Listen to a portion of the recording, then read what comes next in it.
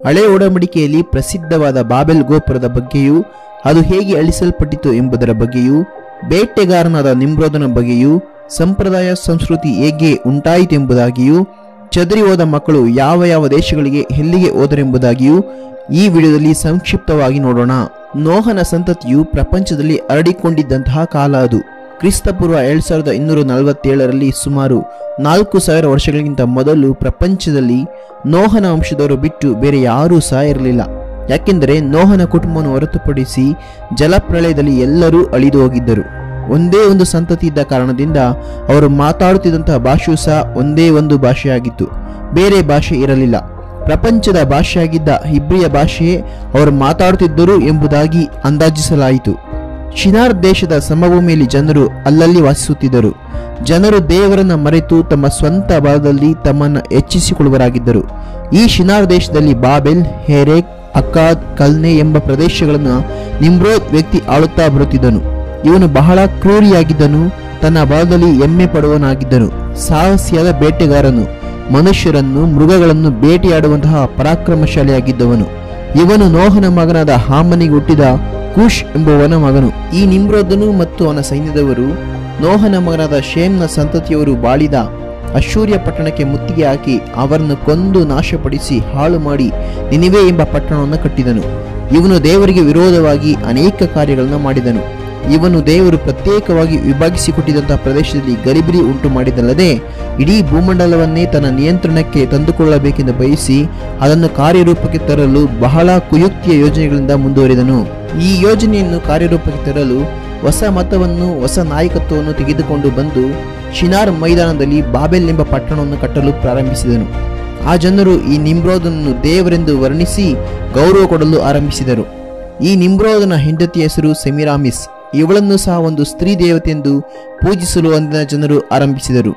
ಈ ಸೆಮಿರಾಮಿಸ್ ಎಂಬ ದೇವತೆಗೆ ಅಷ್ಟೆರೋತ್ ಎಂಬ ಹೆಸರು ಸಹ ಉಂಟು. ಅಷ್ಟೆರೋತ್ ಎಂದರೆ ಗೋಪುರಗಳನ್ನು ಉಂಟು ಮಾಡಿದ ದೇವತೆ ಎಂಬುದಾಗಿ ಅರ್ಥ. ಇವಳ ತಲೆಯಲ್ಲಿ ಗೋಪುರ ಆಕಾರದ ಕಿರೀಟವೂ ಸಹ ಉಂಟು. ನಿಮ್ರೋದನು ಅವನ ಹೆಂಡತಿ ಜನರನ್ನು ಒಟ್ಟುಗೂಡಿಸಿ, ನಾವು ನಮ್ಮ ಹೆಸರನ್ನು ಪ್ರಸಿದ್ಧಿಪಡಿಸಿಕೊಳ್ಳಬೇಕು, ಏನು ಮಾಡಬೇಕು ಹೇಳಿ ಎಂದು ಕೇಳಿದನು. ಅವರ ಅನೇಕ ವಿಧದ ಆಲೋಚನೆಗಳನ್ನು ಕೊಟ್ಟರು. ಆದರೆ ಆತನ ಹೆಂಡತಿಯು ಒಂದು ಎತ್ತರವಾದ ಗೋಪುರ ಕಟ್ಟೋಣ ಎಂದು ಆಲೋಚನೆಯನ್ನು ಹೇಳಿಕೊಟ್ಟಳು. ಎಲ್ಲರೂ ಅದಕ್ಕೆ ಒಪ್ಪಿಕೊಂಡರು. ನಿಮ್ರೋದನು, ನಾನು ಬಹಳ ಪರಾಕ್ರಮಿಯಾದವನು, ಸಾಹಸಗಾರನು, ಬಹಳ ವಲ್ಲಭನು, ದೇವರೋ ಇಲ್ಲ ಮನುಷ್ಯನೋ, ಆಕಾಶವೋ ಭೂಮಿಯೋ ನೋಡಿಬಿಡೋಣ. ಒಂದು ವೇಳೆ ಮತ್ತೆ ದೇವರು ನೀರಿನಿಂದ ಈ ಭೂಮಿಯನ್ನು ಅಳಿಸಿದರೂ ಸಹ ಯಾವ ತೊಂದರೆ ಆಗದಂತೆ ಪರಲೋಕಕ್ಕೆ ಏರಿ ಹೋಗಲು ನನಗಿರುವ ಬಲ ಸಾಮರ್ಥ್ಯಗಳನ್ನು ತೋರಿಸುತ್ತೇನೆ. ಮತ್ತೆ ಒಂದು ಎತ್ತರವಾದ ಬಲವಾದ ಬೃಹದಾಕಾರದ ಪ್ರಪಂಚದ ಜನರೆಲ್ಲರೂ ಆಶ್ಚರ್ಯಗೊಳ್ಳುವ ರೀತಿಯಲ್ಲಿ ಈ ಪಟ್ಟಣವನ್ನು, ಗೋಪುರವನ್ನು ಕಟ್ಟೋಣ ಬನ್ನಿ ಎಂದು ಆಹ್ವಾನಿಸಿ ಆ ಗೋಪುರವನ್ನು ಕಟ್ಟಲು ಆರಂಭಿಸಿದನು. ಅದು ಪ್ರಪಂಚದಲ್ಲಿಯೇ ಎತ್ತರವಾದ ಗೋಪುರವಾಗಿ ಇರಬೇಕೆಂದು ಎನಿಸಿದನು. ಅವರ ಮನಸ್ಸುಗಳಲ್ಲಿ 3 ಆಲೋಚನೆಗಳಿದ್ದವು. ಮೊದಲನೇದಾಗಿ ಒಂದು ದೊಡ್ಡ ಪಟ್ಟಣವನ್ನು ಕಟ್ಟಬೇಕು. ಎರಡನೆಯದು ದೇವರಿಗೆ ಸವಾಲೆಸೆಯುವ ರೀತಿಯಲ್ಲಿ ಆಕಾಶ ಮುಟ್ಟುವಂತಹ ಗೋಪುರವನ್ನು ಕಟ್ಟಬೇಕು. ಮೂರನೇದಾಗಿ ತಮ್ಮ ಹೆಸರನ್ನು ಪ್ರಖ್ಯಾತಿಪಡಿಸಿಕೊಳ್ಳಬೇಕು. ಎಲ್ಲರೂ ಒಟ್ಟಾಗಿ ಸೇರಿ ಒಂದೇ ಕಡೆ ಇದ್ದು ಆಕಾಶ ಮುಟ್ಟುವ ಗೋಪುರವನ್ನು ಕಟ್ಟಿ ಮತ್ತೆ ನಾವು ಭೂಮಿಯಲ್ಲಿ ಎಲ್ಲೂ ಚದರದಂತೆ ಒಂದೇ ಕಡೆ ಇದ್ದು ಬಾಳೋಣ. ಮುಂದೆ ಬರುವಂತಹ ತಲೆಮಾರುಗಳೆಲ್ಲವೂ ಅದನ್ನು ನೆನಪಿನಲ್ಲಿ ಇಟ್ಟುಕೊಳ್ಳುವ ರೀತಿಯಲ್ಲಿ ಆ ಪಟ್ಟಣವನ್ನು ಕಟ್ಟೋಣ ಎಂದು ಅದನ್ನು ಕಟ್ಟಲು ಆರಂಭಿಸಿದರು. ಸರಿ, ಇದನ್ನು ಕಟ್ಟುವುದು ಹೇಗೆ ಎಂದು ಗೊಂದಲ ಬಂದಾಗ ಒಬ್ಬನು ಮಣ್ಣನ್ನು ಕಲಿಸಿ ಇಟ್ಟಿಗೆ ಮಾಡಿ ಅದರಿಂದ ಕಟ್ಟೋಣ ಎಂಬ ಆಲೋಚನೆ ಕೊಟ್ಟನು. ಮತ್ತೊಬ್ಬನು ಹೀಗೆ ಮಣ್ಣಿನಿಂದ ಮಾಡಿದ ಇಟ್ಟಿಗೆಯಿಂದ ಎತ್ತರದ ಗೊಬ್ಬರ ಕಟ್ಟಿದರೆ ಅದು ಬೇಗನೆ ಕೆಡವಲ್ಪಡುವುದು ಎಂದು ಹೇಳಿದನು. ನಿಮ್ರೋದ್ ಆ ಸಮಯದಲ್ಲಿ ಒಂದು ಆಲೋಚನೆ ಹೇಳಿದನು. ಮಣ್ಣಿನಿಂದ ರೂಪಿಸಲ್ಪಟ್ಟಂತಹ ಇಟ್ಟಿಗೆಗಳನ್ನು ಬೆಂಕಿಯಿಂದ ಸುಡೋಣ. ಹಾಗೆ ಬೆಂಕಿಯಿಂದ ಸುಡಲ್ಪಟ್ಟಂತಹ ಇಟ್ಟಿಗೆಗಳು ಬಹಳ ಗಟ್ಟಿಯಾಗಿರುತ್ತವೆ. ಹೀಗೆ ಮಾಡಿದರೆ ನಾವು ಕಟ್ಟುವಂತಹ ಗೋಪುರವು ಆಕಾಶವನ್ನು ಮುಟ್ಟಿದರೂ ಸಹ ಅದು ಬಲವಾಗಿ ದೃಢವಾಗಿ ನಿಂತುಕೊಳ್ಳುತ್ತದೆ ಎಂಬ ಆಲೋಚನೆಯನ್ನು ಕೊಟ್ಟನು. ಈಗ ನಾವು ನೋಡುವಂತಹ ಈ ಇಟ್ಟಿಗೆಗಳನ್ನು ನಿಮ್ರೋದನು ಸುಮಾರು 4000 ವರ್ಷಗಳ ಹಿಂದೆಯೇ ಉಪಯೋಗಿಸುವಂತವನಾಗಿದ್ದನು. ಕಟ್ಟುವಾಗ ಸುಣ್ಣಕ್ಕೆ ಬದಲಾಗಿ ಕಲ್ಲರಗನ್ನು ಉಪಯೋಗಿಸಿದನು. ನಿಮ್ರೋದನು ಜನರ ಮುಂದೆ, ನಾವು ಗೋಪುರವನ್ನು ಕಟ್ಟಿ ಮುಗಿಸುವಾಗ ನಾವು ದೇವರಂತೆ ಆಗುತ್ತೇವೆ, ಅದು ಮಾತ್ರವಲ್ಲದೆ ನಾವು ದೇವರಿಗೆ ಈಗ ನಮ್ಮನ್ನು ಅಳಿಸು ಎಂಬುದಾಗಿ ಸವಾಲು ಹಾಕೋಣ ಎಂದು ಹೇಳಿದನು. ದೇವರು ಮತ್ತೆ ನಮ್ಮನ್ನು ಹೇಗೆ ನಾಶ ಮಾಡುತ್ತಾನೆ ನೋಡೋಣ ಎಂಬುದಾಗಿಯೂ, ಈ ಗೋಪುರವನ್ನು ಕಟ್ಟಿ ಮುಗಿಸಿ ಪ್ರತಿಷ್ಠೆ ಮಾಡುವಾಗ ಪ್ರಪಂಚದ ಎಲ್ಲಾ ಮನುಷ್ಯರು ನಮಗೆ ಭಯಪಟ್ಟು ಅಂಜಿ ನಮಗೆ ಅಧೀನರಾಗುವರು ಎಂದು ಹೇಳಿದನು. ಅವನು ಹೇಳಿದ ಈ ಮಾತುಗಳನ್ನು ಕೇಳಿ ಜನರು ಸಂತೋಷದಿಂದ ಒಪ್ಪಿಕೊಂಡರು. ಅವರ ಮನಸ್ಸು ದೇವರನ್ನು ಮರೆತು ತಮ್ಮ ಸ್ವಂತ ಬದಲಿ ಹೆಮ್ಮೆ ಪಡುತ್ತಿತ್ತು. ಗೋಪುರವು ಸಹ ಸ್ವಲ್ಪ ಸ್ವಲ್ಪವಾಗಿ ಮೇಲೇಳಲು ಪ್ರಾರಂಭಿಸಿತು. ಬಾಬೆಲ್ ಗೋಪುರದಲ್ಲಿ 7 ಬಾಗಿಲು ಇದ್ದವು ಎಂಬುದಾಗಿ ಚರಿತ್ರಕಾರರು ಹೇಳುತ್ತಾರೆ. ಗೋಪುರದ ಮೊದಲ ಭಾಗದಲ್ಲಿ ವಿಗ್ರಹಕ್ಕೋಸ್ಕರ ಪ್ರತಿಷ್ಠಿಸಲ್ಪಟ್ಟಿದ್ದಾಗಿಯೂ ಗೋಪುರದ ತುದಿಯಲ್ಲಿ ಸುಮಾರು 60 ರಿಂದ 80 ಅಡಿ ವಿಸ್ತಾರದಲ್ಲಿ ಒಂದು ವಿಗ್ರಹಾಲಯವನ್ನು ಕಟ್ಟಲು ಅವರು ತೀರ್ಮಾನಿಸಿದರು. ಇದು ಬೆಲ್ಮೋರ್ತಾ ಮತ್ತು ಮೋರ್ದಾಕ್ ಎಂದು ಕರೆಯಲ್ಪಡುವಂತಹ ಬಾಳನು ಎಂಬ ವಿಗ್ರಹಕ್ಕೋಸ್ಕರ ಕಟ್ಟಲ್ಪಟ್ಟಿತು. ಈ ಗೋಪುರದಲ್ಲಿ ರಾಶಿಗಳನ್ನು ಹೇಳುವಂತಹ 12 ರಾಶಿ ಚಕ್ರಗಳನ್ನು ಸಹ ಇತಿಹಾಸ ಸಂಶೋಧಕರು ಇದರಲ್ಲಿ ಇದ್ದುದನ್ನು ಕಂಡುಹಿಡಿದಿದ್ದಾರೆ. ಮಾಯಾ ಮಂತ್ರಗಳಿಗೆ ಸಂಬಂಧಪಟ್ಟಂತಹ 12 ಗುರುತುಗಳನ್ನು ಸಹ ಇದರಲ್ಲಿ ಬರೆಯಲ್ಪಡಲಾಗಿತ್ತು. ಈ ಗೋಪುರವು ನಿಜವಾದ ದೇವರಿಗೆ ವಿರುದ್ಧವಾದ ರೀತಿಯಲ್ಲಿ ಆರಾಧನೆ ಮಾಡುವಂತೆಯೇ ಕಟ್ಟಲ್ಪಟ್ಟಿತ್ತು. ನಿಮ್ರೋದನು ಆಗಲೇ ಶಿಲಾ ವಿಗ್ರಹಗಳನ್ನು ಪೂಜಿಸುವಂಥದ್ದನ್ನ ಜನರಿಗೆ ಕಲಿಸಿಕೊಟ್ಟಿದ್ದನು. ಮೂರ್ತಿ ಪೂಜೆ, ಹೊಸ ಮತ, ಹೊಸ ಆಳ್ವಿಕೆ ಇವೆಲ್ಲವನ್ನು ಜನರಿಗೆ ಪರಿಚಯಿಸಿ ನಿಜ ದೇವರಿಂದ ಜನರು ತಪ್ಪಿ ಹೋಗುವಂತೆ ಮಾಡಿದನು. ಗೋಪುರವು ಎತ್ತರಕ್ಕೆ ಏರಿತು, ಮನುಷ್ಯನ ಅಹಂಕಾರವೂ ಸಹ ಎತ್ತರಕ್ಕೆ ಏರಿತು. ನಿಮ್ರೋದನು ತನ್ನ ತಲೆಯನ್ನು ಮೇಲಕ್ಕೆ ಎತ್ತಿ ಆಕಾಶದ ಕಡೆ ನೋಡಿದಿರಾ, ನಾವು ಕಟ್ಟುತ್ತಿರುವ ಗೋಪುರ ನೋಡಿದಿರಾ? ಇನ್ನು ಮೇಲೆ ಭೂಮಿಗೆ ನಾನೇ ರಾಜ, ಎಲ್ಲರಿಗೂ ನಾನೇ ದೇವರು. ಇನ್ನು ಮೇಲೆ ಯಾವ ದೇವರಿಂದಲೂ ನಮ್ಮನ್ನು ನಾಶ ಮಾಡಲು ಸಾಧ್ಯವಿಲ್ಲ ಎಂದು ಅವನು ಹೇಳಿರುವ ಸಾಧ್ಯತೆಗಳು ಇವೆ ಎಂದು ಅನೇಕರು ಊಹಿಸುತ್ತಾರೆ. ಆ ಸಮಯದಲ್ಲಿ ಪರಲೋಕದಲ್ಲಿರುವ ದೇವರು ಭೂಮಿಯ ಮೇಲಿದ್ದಂತಹ ಮನುಷ್ಯನ ಕಾರ್ಯಗಳನ್ನು ಗಮನಿಸಿದನು. ದೇವರು ಇದನ್ನು ನೋಡುವಾಗ ಈ ಗೋಪುರದ ಕೆಲಸವು ತೀವ್ರವಾಗಿ ನಡೆಯುತ್ತಿತ್ತು. ನಿಜಕ್ಕೂ ಇದು ಅಪಾಯದಲ್ಲಿ ಮುಕ್ತಾಯವಾಗುತ್ತದೆ ಎಂಬುದನ್ನು ಕಂಡುಕೊಂಡನು. ಆಗ ದೇವರು ಭೂಮಿಯಲ್ಲಿ ಇದನ್ನು ತಾರುಮಾರಿ ಮಾಡೋಣ ಎಂದು ನೆನೆಸಿ ದೇವರೇ ಈ ಭೂಮಿಗೆ ಇಳಿದು ಬಂದನು. ಇವರು ಒಂದೇ ಭಾಷೆ ಮಾತಾಡುತ್ತಿದ್ದುದರಿಂದ ನಮ್ಮಿಂದ ಅಸಾಧ್ಯವಾದದ್ದು ಒಂದೂ ಇಲ್ಲ ಎಂದು ಇವರು ನೆನೆಸುತ್ತಿದ್ದಾರೆ. ಬೇರೆ ಬೇರೆ ಭಾಷೆ ಮಾತಾಡುವವರನ್ನಾಗಿ ಮಾಡಿ ಒಬ್ಬರ ಭಾಷೆ ಒಬ್ಬರಿಗೆ ಅರ್ಥವಾಗದಂತೆ ತಕ್ಷಣವೇ ಅದನ್ನು ಕರ್ತನು ಮಾರ್ಪಡಿಸಿದನು. ಈಗ ಜನರು ಬೇರೆ ಬೇರೆ ಭಾಷೆ ಮಾತಾಡಲು ಪ್ರಾರಂಭಿಸಿದರು. ಒಬ್ಬರ ಮಾತು ಮತ್ತೊಬ್ಬರಿಗೆ ಅರ್ಥವಾಗದಂತೆ ಹೋಯಿತು. ಒಬ್ಬನು ಇಟ್ಟಿಗೆ ತೆಗೆದುಕೊಂಡು ಬರಲು ಹೇಳಿದರೆ ಮತ್ತೊಬ್ಬನು ನೀರನ್ನು ತೆಗೆದುಕೊಂಡು ಬರುವವನಾಗಿದ್ದನು. ಹೀಗೆ ಒಬ್ಬರ ಭಾಷೆ ಒಬ್ಬರಿಗೆ ಅರ್ಥವಾಗದೆ ಹೋದ ಕಾರಣ ಅವರಲ್ಲಿ ಗಲಿಬಿಲಿ, ಒಡೆದಾಟ ಪ್ರಾರಂಭವಾಯಿತು. ಯೋಚಿಸಿ ನೋಡಿರಿ, ಒಬ್ಬನು ಹೀಗೆ ದಿಢೀರನೆ ಬೇರೊಂದು ಭಾಷೆಯನ್ನು ಮಾತಾಡಿದರೆ ಏನಾಗಬಹುದು? ಅವರ ಮೊದಲು ಎಷ್ಟು ದೊಡ್ಡ ಗಲಭೆ ಉಂಟಾಗಿದ್ದಿರಬೇಕು ಅಲ್ಲವೇ? ಬಾಬೆಲ್ ಗೋಪುರವನ್ನು ಕಟ್ಟುವಂಥ ಕೆಲಸ ನಿಲ್ಲಿಸಲ್ಪಟ್ಟಿತು. ಭೂಮಿಯ 4 ದಿಕ್ಕುಗಳಿಗೆ ಅವರು ಚದುರಿ ಹೋಗುವಂತೆ ಕರ್ತನು ಮಾಡಿದನು. ಜನರು ಬೇರೆ ಬೇರೆ ಗುಂಪುಗಳಾಗಿ ಬೇರೆ ಬೇರೆ ದಿಕ್ಕುಗಳಿಗೆ ಹೊರಟು, ಗೋಪುರವೂ ಬೇಡ, ಅದರಿಂದ ಬರುವಂಥ ಪ್ರಖ್ಯಾತಿಯೂ ಬೇಡ, ನಮ್ಮನ್ನು ಬಿಟ್ಟು ಬಿಡಿರಪ್ಪ ಸಾಕು ಎಂದು ಭೂಮಿಯ ಎಲ್ಲ ಭಾಗಗಳಿಗೆ ಅವರು ಚದುರಿ ಹೋದರು. ಹೀಗೆಯೇ 4000 ವರ್ಷಗಳ ಮೊದಲೇ ಅನೇಕ ಭಾಷೆಗಳು ಈ ಪ್ರಪಂಚದಲ್ಲಿ ಉಂಟಾದವು. ಅವರ ಗರ್ವದ ಮಾತುಗಳು ತಗ್ಗಿಸಲ್ಪಟ್ಟವು. ನಿಮ್ರೋದನು ಕಂಡ ಕನಸುಗಳೆಲ್ಲವೂ ಚದುರಿಸಲ್ಪಟ್ಟವು.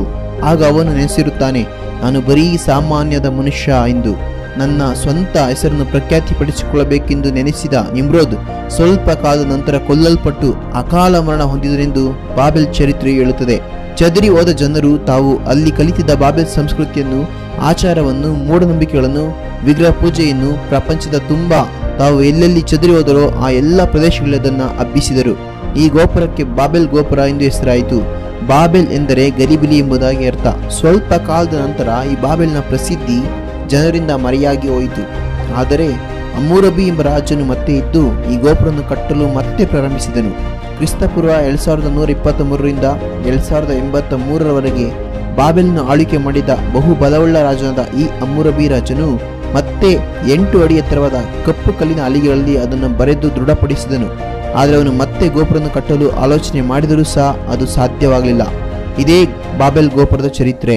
ಹೀಗೆ ಅಲ್ಲಿಂದ ಚದುರಿಸಲ್ಪಟ್ಟು ಪ್ರಪಂಚದ ಎಲ್ಲ ಕಡೆಗೆ ಹೋದಂಥ ಜನರು ಮೂಢನಂಬಿಕೆಯನ್ನು, ವಿಗ್ರಹ ಪೂಜೆಯನ್ನು, ನಿಮ್ರೋದ್ ಮತ್ತು ಸೆಮಿರಾಮಿಸ್ನ ಮೂರ್ತಿಗಳನ್ನು ಮಾಡಿಕೊಂಡು ಅದರ ಆರಾಧನೆಯನ್ನು ಎಲ್ಲ ಕಡೆಯೂ ಆರಂಭಿಸಿದರು ಎಂಬುದು ನಿದರ್ಶನವಾದಂತಹ ಸತ್ಯ. ಬೇರೆ ಬೇರೆ ದೇಶಗಳಲ್ಲಿ ಬೇರೆ ಬೇರೆ ಹೆಸರಿನಿಂದ, ರೂಪದಿಂದ ಇವರನ್ನು ಇಂದು ಜನರು ಆರಾಧಿಸುತ್ತಿದ್ದಾರೆ. ನಿಮ್ರೋದನು ಸತ್ತ ನಂತರ ಆತನ ಹೆಂಡತಿಯಾದ ಸೆಮಿರಾಮಿಸಳು ಹೀಗೆ ಹೇಳಿದಳು, ನಿಮ್ರೋದನು ಸೂರ್ಯದೇವನು ಆಗಿದ್ದಾನೆ, ಆತನ ಅನುಗ್ರಹದಿಂದ ಈಗ ನಾನು ಮತ್ತೆ ಗರ್ಭವತಿಯಾಗಿದ್ದೇನೆ. ಆದರೆ ಅವಳು ಅನೈತಿಕ ಸಂಬಂಧ ಗರ್ಭವತಿಯಾಗಿದ್ದಳು. ಹಾಗೆ ಹುಟ್ಟಿದ ಮಗುವನ್ನು ತಮ್ಮೂಜ್ ಎಂದು ಅವರು ಕರೆದರು. ಹೀಗೆ ನಿಮ್ರೋದನೆ ತಮ್ಮೂಜ್ ಆಗಿ ಮಗನಾಗಿ ಹುಟ್ಟಿ ಬಂದಿದ್ದಾನೆಂದು ಆಕೆಯು ಹೇಳಿ ಎಲ್ಲರೂ ನಂಬಿಸಿದಳು. ಹೀಗೆ ಈ ಮೂವರನ್ನು ಬೇರೆ ಬೇರೆ ದೇಶಗಳಲ್ಲಿ ಬೇರೆ ಬೇರೆ ರೂಪಗಳಿಂದ ಬೇರೆ ಬೇರೆ ಹೆಸರುಗಳಿಂದ ಕರೆಯುತ್ತಾ ಇವರೇ ದೇವರೆಂದು ಅಂದು ಚದುರಿ ಹೋದ ಜನರು ಆರಾಧಿಸಲು ಆರಂಭಿಸಿದರು. ಅದನ್ನೇ ಇಂದು ಸಹ ನಾವು ನಮ್ಮ ಸಮಾಜದಲ್ಲಿ ಜನರು ವಿಗ್ರಹ ರೂಪದಲ್ಲಿ ಆರಾಧಿಸುತ್ತಿರುವುದನ್ನು ಕಾಣಬಹುದು. ಇಸ್ರಾಯೇಲರಲ್ಲಿ ನಿಮ್ರೋದನ್ನು ಬಾಳ್ ಎಂತಲೂ, ಮಗನನ್ನು ತಮ್ಮೂಜ್ ಎಂತಲೂ, ಸೆಮಿರಾಮಿಸ್ನನ್ನು ಅಷ್ಟೋರೆತ್ ಎಂತಲೂ ಆರಾಧಿಸಿದರು. ಪೊಯೋನಿಷ್ಯದಲ್ಲಿ ಏಲ್ ಎಂಬುದಾಗಿ, ಮಗನನ್ನು ಬಕ್ಕೂಸ್ ಎಂಬುದಾಗಿ, ಸೆಮಿರಾಮಿಸ್ನನ್ನು ಅಷ್ಟೋರೆತ್ ಎಂಬುದಾಗಿ, ಬಾಬಿಲೋನ್ನಲ್ಲಿ ನಿಮ್ರೋದನ್ನು ಬೇಲೂಸ್ ಎಂಬುದಾಗಿ, ತಮ್ಮೂಜ್ ಎಂಬುದಾಗಿ, ಸೆಮಿರಾಮಿಸ್ನ ರೇ ಎಂಬುದಾಗಿ, ಅಸೀರಿಯಾದಲ್ಲಿ ನೀನುಸ್ ಎಂಬುದಾಗಿ, ಮಗನನ್ನು ಅರ್ಕ್ಯುಲಸ್ ಎಂಬುದಾಗಿ, ಸೆಮಿರಾಮಿಸನ ಬೆಲ್ಟೆಸ್ ಎಂಬುದಾಗಿ, ಗ್ರೀಸಲ್ಲಿ ನಿಮ್ರೋದನ ಜ್ಯೂಸ್ ಎಂಬುದಾಗಿ, ತಮ್ಮೂಜನ್ನ ಡಯಾಗ್ನೋಸಿಸ್ ಎಂಬುದಾಗಿ, ಸೆಮಿರಾಮಿಸನ ಅಸ್ಟೋರೆತ್ ಎಂಬುದಾಗಿ, ರೋಮ್ನಲ್ಲಿ ನಿಮ್ರೋದನ ಜೂಪಿಟರ್ ಎಂಬುದಾಗಿ, ತಮ್ಮೂಜನ್ನ ಅರ್ಟೀಸ್ ಎಂಬುದಾಗಿ, ಸೆಮಿರಾಮಿಸ್ನ ಸೈಬೆಲೆ ಡಯಾನಾ ಎಂಬುದಾಗಿ, ನಮ್ಮ ದೇಶವಾದ ಇಂಡಿಯಾದಲ್ಲಿ ನಿಮ್ರೋದನ ವಿಷ್ಣು ಎಂಬುದಾಗಿ, ತಮ್ಮೂಜನ್ನ ಕೃಷ್ಣ ಎಂಬುದಾಗಿ, ಸೆಮಿರಾಮಿಸನ್ನ ಐಸಿ ದೇವಕಿ ಎಂಬುದಾಗಿ, ಚೀನಾದಲ್ಲಿ ಪಂಕು ಎಂಬುದಾಗಿ, ತಮ್ಮೂಜನ್ನು ಇ ಎಂಬುದಾಗಿ, ಸೆಮಿರಾಮಿಸ್ನ ಹೆಂಗೋ ಎಂಬುದಾಗಿ, ಮೆಕ್ಸಿಕೋವಿನಲ್ಲಿ ನಿಮ್ರೋದನ ಟ್ಯೋಟಲ್ ಎಂಬುದಾಗಿ, ತಮ್ಮೂಜನ್ನ ಕ್ವಾಡ್ರಲ್ಸಾ ಎಂಬುದಾಗಿ, ಸೆಮಿರಾಮಿಸನ್ನ ಕೊಯ್ಟಿಲೆ ಎಂಬುದಾಗಿ ಇಂದು ಬೇರೆ ಬೇರೆ ದೇಶಗಳಲ್ಲಿ ಬೇರೆ ಬೇರೆ ರೂಪಗಳಲ್ಲಿ ಆರಾಧಿಸುತ್ತಿದ್ದಾರೆ. ಆದರೆ ಈ ವಿಗ್ರಹಗಳೆಲ್ಲವೂ ನಿಮ್ರೋದನು, ಆತನ ಹೆಂಡತಿ ಮತ್ತು ಆತನ ಮಗನಾದ ತಮ್ಮೂಜ್ನ ರೂಪಗಳೇ ಆಗಿವೆ. ಈ ಸತ್ಯವನ್ನು ಜನರು ಅರಿಯದೆ ಅವರುಗಳು ದೇವರು ಎಂಬುದಾಗಿ ಆರಾಧನೆಯನ್ನು ಮಾಡ್ತಾ ಇದ್ದಾರೆ. ನೋಹನ ಮಗನಾದ ಹಾಮನ ಸಂತತಿಯವರಿಂದ ಮನುಷ್ಯರಿಗೆ ಉದ್ಯೋಗದ ಬಗ್ಗೆ ಜ್ಞಾನಕ್ಕುಂಟಾಯಿತು. ಯಫೆತನ ಸಂತತಿಯ ಮೂಲಕವಾಗಿ ಜನರಿಗೆ ಅರಿವು, ತಿಳುವಳಿಕೆ, ತತ್ವಜ್ಞಾನ ಸಿಕ್ಕಿತು. ಶೇಮ್ನ ಸಂತತಿಯ ಮೂಲಕವಾಗಿಯೇ ಮೊದಲು ಅಬ್ರಹಾಮನು ಹಾಗೂ ಆತನ ಮೂಲಕವಾಗಿ ಲೋಕರಕ್ಷಕನಾದ ಯೇಸುವನ್ನು ಕೊಡಲ್ಪಟ್ಟಿತು. ನೋಹನ ಮಗನಾದ ಶೇಮ್ನ ಸಂತತಿ ಮಾತ್ರವೇ ಲೋಕಕ್ಕೆ ಭಕ್ತಿ ವೃದ್ಧಿಯನ್ನು, ಆತ್ಮರಕ್ಷಣೆಯನ್ನು ತಂದುಕೊಟ್ಟಿತು. ಇದುವೇ ಬಾಬೆಲ್ ಗೋಪುರದ ನಾಶನ, ವಿಗ್ರಹಾರಾಧನೆಯ ಆರಂಭ ಹಾಗೂ ಲೋಕಕ್ಕೆ ರಕ್ಷಣೆಯ ಸಂದೇಶದ ಚರಿತ್ರೆಯಾಗಿದೆ. ಈ ಜನರಂತೆ ನಾವು ಸಹ ಕಣ್ಣು ಮುಚ್ಚಿಕೊಂಡು ವಿಗ್ರಹಗಳನ್ನು ನಂಬಿ ಅವುಗಳೇ ದೇವರೆಂದು ಪೂಜೆಯನ್ನ, ಆರಾಧನೆ ಮಾಡುವುದನ್ನು ಬಿಟ್ಟು ಸತ್ಯವನ್ನು ಅರಿತರೆ ಧನ್ಯರಾಗಿರುತ್ತೇವೆ. ಸತ್ಯವನ್ನು ಅರಿಯಿರಿ, ಸತ್ಯವು ನಿಮ್ಮನ್ನು ಬಿಡುಗಡೆ ಮಾಡುವುದು ಎಂಬುದಾಗಿ ಕರ್ತನಾದ ಯೇಸು ವೇದದಲ್ಲಿ ಹೇಳಿದ್ದಾನೆ.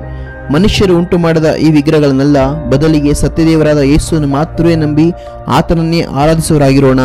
ಈ ಭೂಲೋಕದವರಿಗೆಲ್ಲ ನ್ಯಾಯ ತೀರಿಸಲಿಕ್ಕೆ ಅತಿ ಬೇಗನೆ ಬರಲಿಕ್ಕೆ ಕ್ರಿಸ್ತನು ಸಿದ್ಧವಾಗಿದ್ದಾನೆ. ಆತನನ್ನೇ ಅಂಗೀಕರಿಸಿ, ಆತನನ್ನೇ ಆರಾಧಿಸಿ ಹಾಗೂ ಆತನ ಕೃಪೆ ನಿಮ್ಮೆಲ್ಲರ ಮೇಲೆ ಇರುವಂತದಾಗಿರಲಿ. ಆಮೇನ್.